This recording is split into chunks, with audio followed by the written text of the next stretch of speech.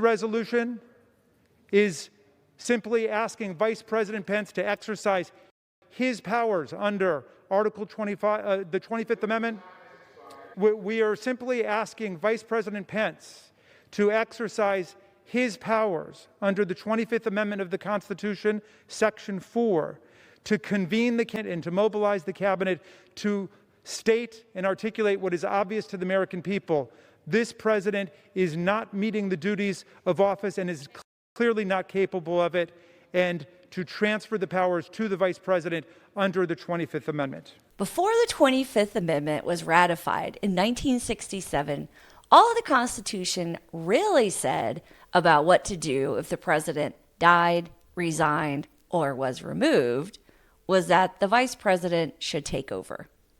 It did not address those gray areas, such as if the president was alive but incapacitated, how long the VP would take over for him, or what to do if the president was mentally unfit or unable to fulfill the duties of the job, and what exactly that meant.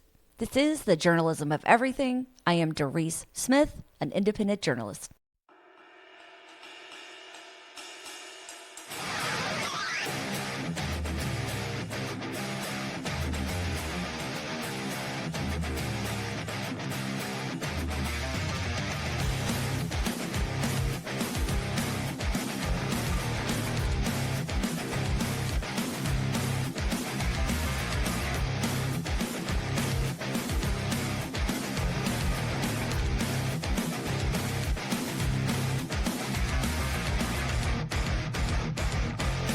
President Dwight D. Eisenhower had a heart attack in 1955 and then a stroke in 1957. But power was just handed over with a simple handshake to Vice President Richard Nixon. Eisenhower and Nixon came up with a simple agreement that Nixon would run the executive branch until Eisenhower decided when he was ready and capable to take back control. This, of course, exposed many weaknesses in this plan, especially that it depended solely on Eisenhower to determine when he was ready. What if Eisenhower was not of sound mind, yet decided to take control anyway? Who could stop him?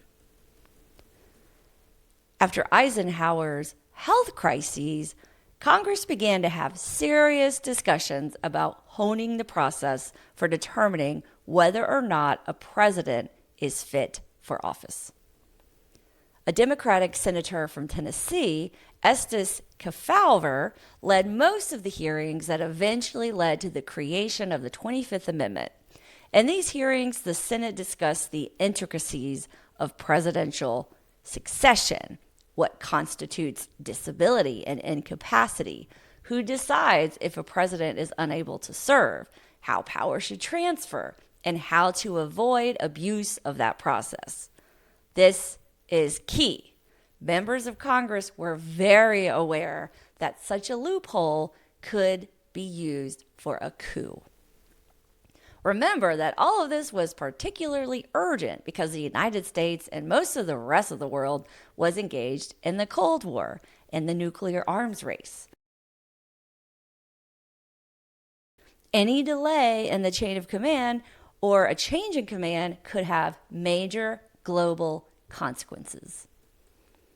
Everything changed when JFK was assassinated in Dallas on November 22nd, 1963. Since JFK died instantly, the succession to swear in Lyndon B. Johnson was clear.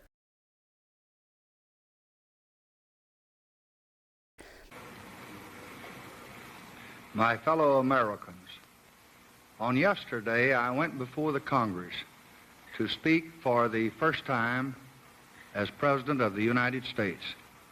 Tonight, on this Thanksgiving, I come before you to ask your help, to ask your strength, to ask your prayers that God may guard this republic and guide my every labor.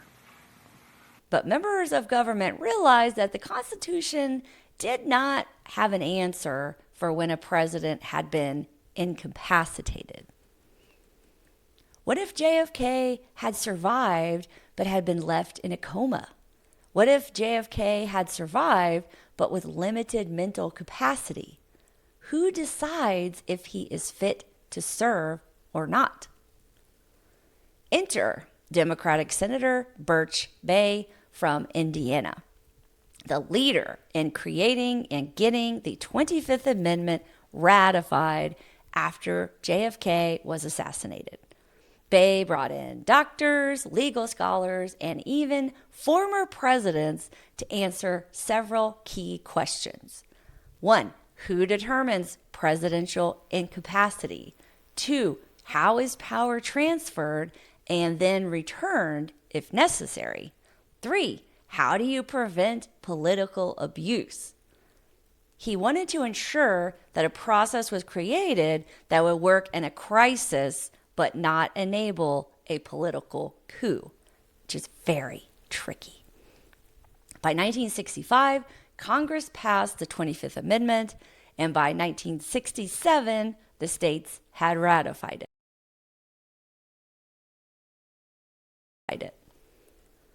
I hear a lot of talk about invoking the 25th Amendment against President Trump, especially when he has had an especially ranty day. And we all know what that looks like.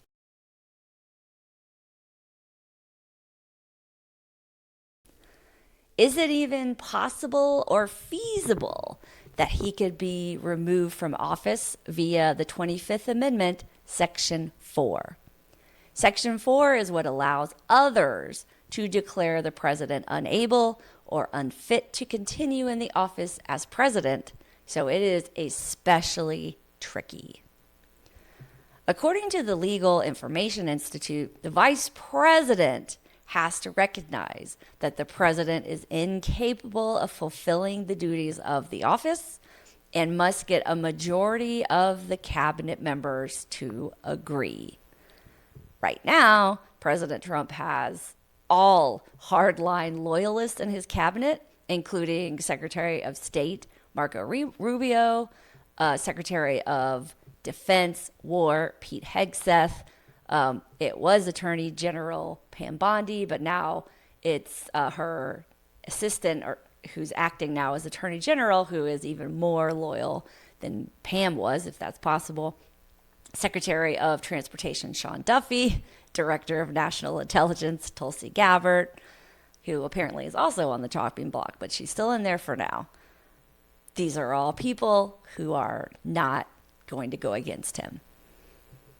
Once the VP and these cabinet members have decided to, they must then send a written declaration to two congressional leaders, the President pro tempore of the Senate and the Speaker of the House. Currently, President pro tempore of the Senate is 92-year-old Republican Senator Chuck Grassley, and Speaker of the House is Republican Congressman Mike Johnson. Today, America's boys and girls will walk up to these doors and they'll see something different, a sign that says closed until further notice.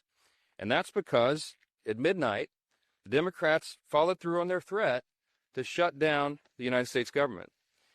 As we speak here this morning, there are hundreds of thousands of federal workers who are getting their furlough notices. Nearly half of our civilian workforce is being sent home. These are hardworking Americans who work for our federal government. Our troops and our Border Patrol agents will have to go to work, but they'll be working without pay. Food assistance, veterans benefits, and vital support for women and children are all coming to a halt. Now, thankfully, President Trump is trying to mitigate the damage as much as possible. His administration is working to limit the harm to the American people. But the longer this goes on, the more pain will be inflicted because it is inevitable when the government shuts down. Once the declaration is sent, the VP immediately becomes acting president, but not permanently. At this point, the president may contest the written declaration and respond with his own assertion that he is fit for duty. The VP and the cabinet majority then have 4 days to respond to the rebuttal. If they fail to respond within those 4 days, the president then resumes power. If they do respond in time, Congress must assemble within 48 hours and must vote. They have 21 days. In order to keep the VP in charge and as acting president, a 2/3 majority of both the House and the Senate must agree that the president is unable to discharge the powers and duties of his office. If they fail to reach the majority, the president assumes power once again. The 25th Amendment, Section 4, is not about removing the president for impeachable offenses or illegal behavior. An overwhelming majority of the sitting government must decide that he or she is completely mentally incapable of doing the job. The vice president never assumes the title as president, but only as acting president. I am going to say that this is the least likely method of removing President Trump from office as president. Section 4 has been tested only a few times since its ratification, but the closest we've ever gotten was after January 6th, 2021. After the riot on the Capitol and Trump's unwillingness to do anything to stop it, members of Congress from both parties held hearings to determine if the 25th Amendment, Section 4, could be invoked to remove Trump from office as president. I think this is far from a lot of our memories because that was kind of a crazy time and a lot was happening. I was paying attention, but I don't remember exactly these hearings.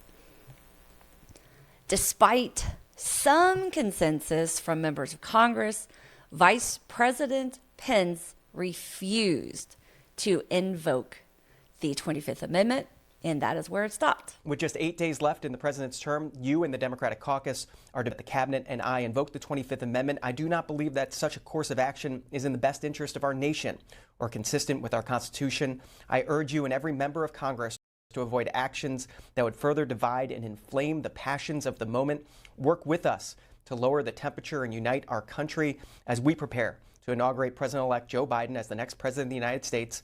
The vice president saying, I pledge to you that I will continue to do my part to work in good faith with the incoming administration to ensure an orderly transition of power. Considering that the rioters hung a noose designed for Pence on the Capitol steps, and he still didn't invoke the 25th Amendment, says a lot.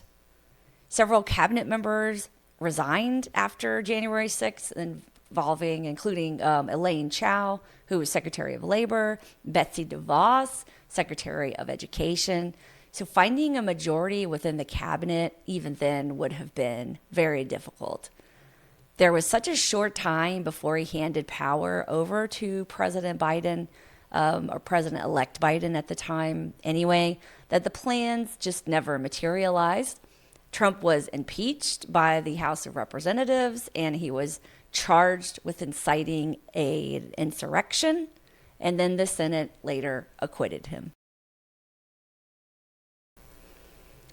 I hear a lot of calls on social media for, quote, Congress to invoke the 25th Amendment. And even if that were the process, the chances of that happening right now to take President Trump out of power are minuscule.